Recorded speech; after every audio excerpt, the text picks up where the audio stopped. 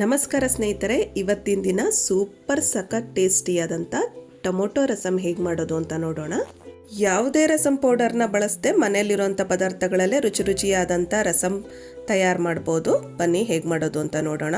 ಅದಕ್ಕೂ ಮುಂಚೆ ನಮ್ಮ ಚಾನಲ್ ಛಾಯಾ ರುಚಿಲೋಕ ಸಬ್ಸ್ಕ್ರೈಬ್ ಮಾಡಿಕೊಳ್ಳಿ. ಟೊಮೊಟೊ ರಸಮ್ ಮಾಡಲಿಕ್ಕೆ ಹುಳಿ ಟೊಮೊಟೊ ತೊಗೊಂಡಿದ್ದೀನಿ, 4 ಟೊಮೊಟೊ. ಇದಕ್ಕೆ ಸುಮಾರು 5 ರಿಂದ 6 ಜನ ಊಟ ಮಾಡ್ಬೋದು.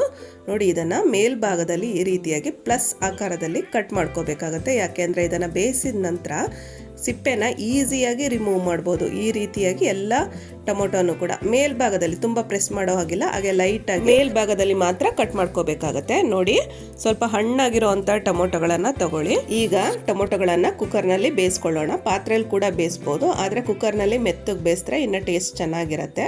ಅದಕ್ಕೋಸ್ಕರ 1 ಕಪ್ ನೀರು ಹಾಕಿ 2 ವಿಷಲ್ ಬರೆಸ್ಕೊತಾ ಇದ್ದೀನಿ. ಇದಕ್ಕೆ ಬೇಕಾಗುವಂಥ ಪದಾರ್ಥಗಳು ನಾನಿಲ್ಲಿ ಬೆಳ್ಳುಳ್ಳಿ, 1 ಗೆಡ್ಡೆಯಷ್ಟು ಬೆಳ್ಳುಳ್ಳಿನ ಬಿಡಿಸಿಟ್ಕೊಂಡಿದ್ದೀನಿ, 1 ಟೀ ಸ್ಪೂನ್ ಜೀರಿಗೆ ತೊಗೊಂಡಿದ್ದೀನಿ, 1/4 ಟೀ ಸ್ಪೂನ್ ಸಾಸಿವೆ, ಚಿಟಿಕೆ ಇಂಗು, ಕರಿಬೇವಿನ ಸೊಪ್ಪು ಸ್ವಲ್ಪ, 1 ಒಣಮೆಣಸಿನ್ಕಾಯಿ ಒಗ್ಗರಣೆಗೆ, 2 ಒಣಮೆಣಸಿನ್ಕಾಯಿ ಮಿಕ್ಸಿ ಜಾರ್ಗೆ ಹಾಕಲಿಕ್ಕೆ, ಹಾಗೆ 1 ಟೀ ಸ್ಪೂನ್ ಮೆಣಸು, ಸ್ವಲ್ಪ ಕೊತ್ತಂಬರಿ ಸೊಪ್ಪು ಬೇಕಾಗುತ್ತೆ. ನಂತರ 1 ನಿಂಬೆಹಣ್ಣಿನ ಗಾತ್ರದ ಹುಣಸೆ ಹಣ್ಣನ್ನು ನೆನೆ ಹಾಕಿಟ್ಕೊಂಡಿದ್ದೀನಿ, ಸ್ವಲ್ಪ ಎಣ್ಣೆ ಹಾಗೆ ಉಪ್ಪು ಬೇಕಾಗುತ್ತೆ.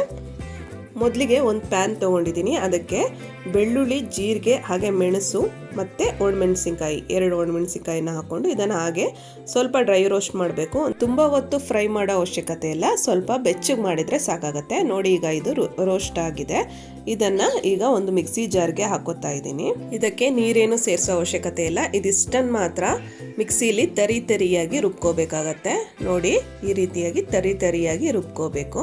ಈಗ ನೋಡಿ, ಟೊಮೊಟೊ ಚೆನ್ನಾಗಿ ಬೆಂದಿದೆ, ಸಿಪ್ಪೆ ಎಲ್ಲ ಆಲ್ಮೋಸ್ಟ್ ಅದೇ ಬಿಡ್ತಾ ಬಂದಿದೆ.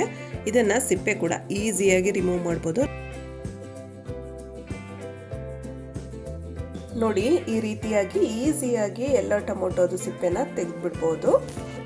ಎಲ್ಲ ಟೊಮೊಟೊದು ಸಿಪ್ಪೆ ತೆಗೆದ ನಂತರ ಇದನ್ನು ಸ್ಮ್ಯಾಶರ್ ತೊಗೊಂಡು ಸ್ಮ್ಯಾಶ್ ಮಾಡ್ಕೊಳ್ಳೋಣ. ಕೈಯಲ್ಲಿ ಪ್ರೆಸ್ ಮಾಡಿ ಕೂಡ ಸ್ಮ್ಯಾಶ್ ಮಾಡ್ಕೋಬೋದು.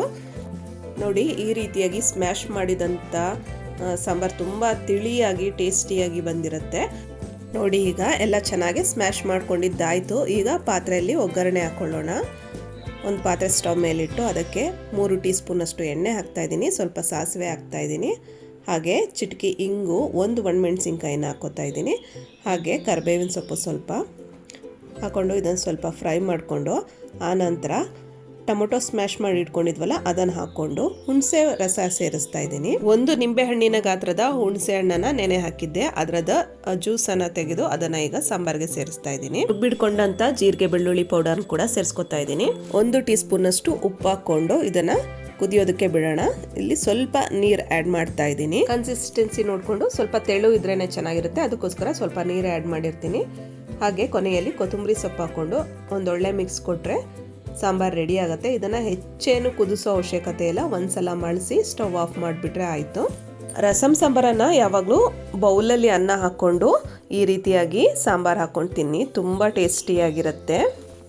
ನೋಡಿ, ಅನ್ನ ಮುಳುಗೋ ಅಷ್ಟು ಸಾಂಬಾರು ಹಾಕ್ಕೊಂಡು ತೆಳು ಮಾಡ್ಕೊಂಡು ತಿಂದರೆ ತುಂಬಾ ರುಚಿಯಾಗಿರುತ್ತೆ. ನಿಮಗೆಲ್ಲ ಇವತ್ತಿನ ರೆಸಿಪಿ ಇಷ್ಟ ಆಗಿದ್ರೆ ಲೈಕ್ ಮಾಡಿ, ಶೇರ್ ಮಾಡಿ, ಕಾಮೆಂಟ್ ಮಾಡಿ. ಮತ್ತಷ್ಟು ಈಸಿ ರೆಸಿಪಿಗಳಿಗಾಗಿ ನಮ್ಮ ಚಾನಲನ್ನು ಸಬ್ಸ್ಕ್ರೈಬ್ ಮಾಡಿಕೊಳ್ಳಿ. Thank you. Bye bye.